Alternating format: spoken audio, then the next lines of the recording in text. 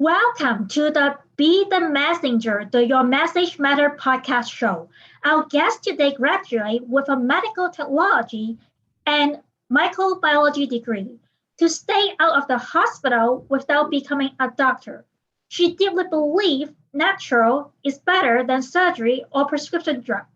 Not only has she read and understand what naturopath write, she has also condensed this into an easy to follow courses. So let's give a warm welcome to Kristi Tornabene. Welcome, Kristi. Thank you, Vivian. That was awesome. Yeah, so you study a lot of naturopathic medicine. What is your personal story behind this journey and what to motivate you to turn your understanding into this condensed, easy to follow courses? I had problems going through menopause. Things changed dramatically. I couldn't digest anything, and then I encountered pain. The pain was a little familiar. My grandmother had it, and my father had it. And I go, well, if they have it, I'm not going to bode well. I have to figure it out to be able to walk past the age of 70, and I'm 67. Wow. So what would you say is your mission behind your practice and your business why? My mission is to help people understand what their body needs as they age, especially if they have complicated their genes, dirtied their genes, or they run inefficiently. This is what causes people not to be able to walk. Wow, that is so important to know because I would never thought about that. Uh, can you explain a little bit what is naturopathic medicine and what is the spectrum of naturopathic medicine for those who never heard about that? Well, naturopathic medicine is trying to help people feel well, and I like to help people feel well at any age, because as we get older, it becomes a little more complicated.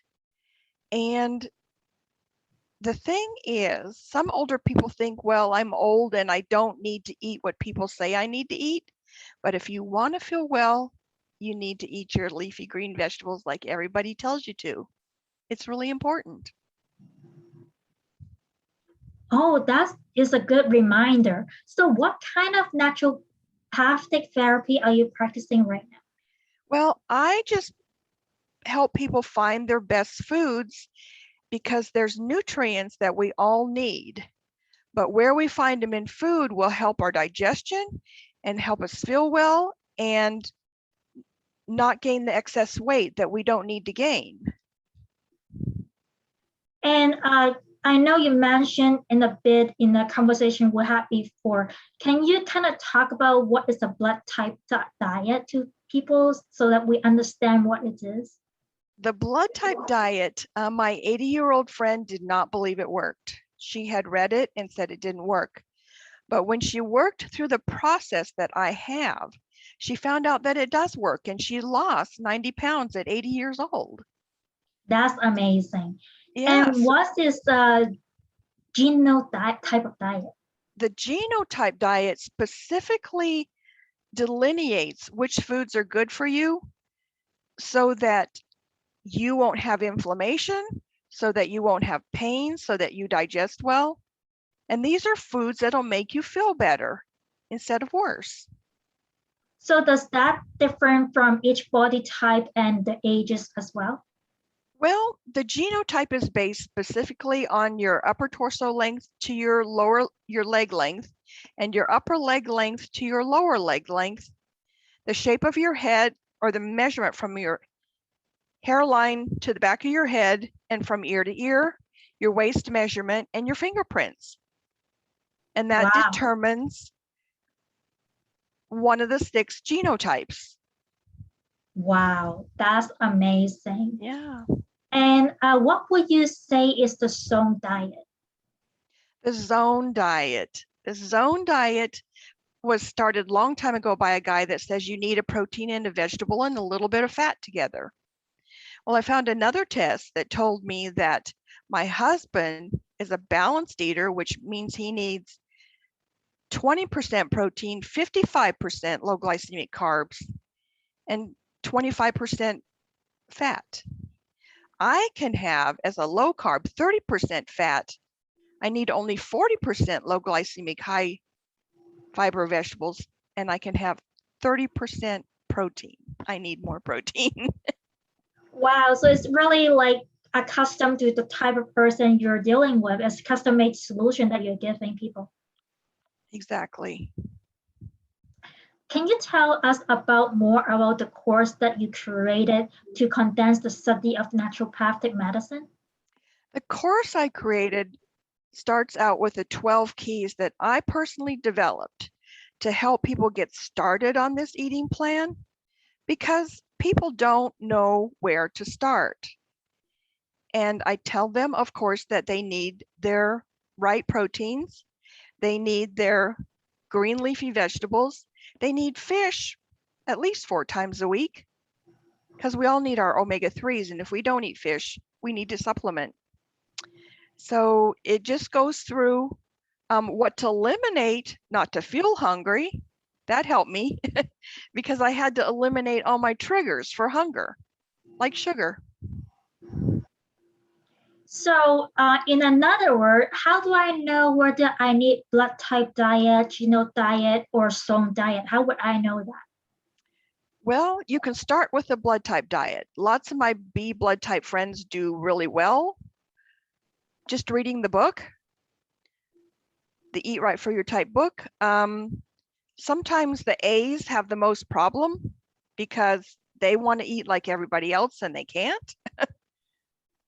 And sometimes the O's have problems. So it's mostly the A's and the O's that really struggle with fine-tuning their foods. I see. I'm kind of interested because I'm an O. Okay. Yeah. So can you tell us what kind of tools or material is required in order to practice this kind of naturopathic therapy or diet that you're teaching in the course?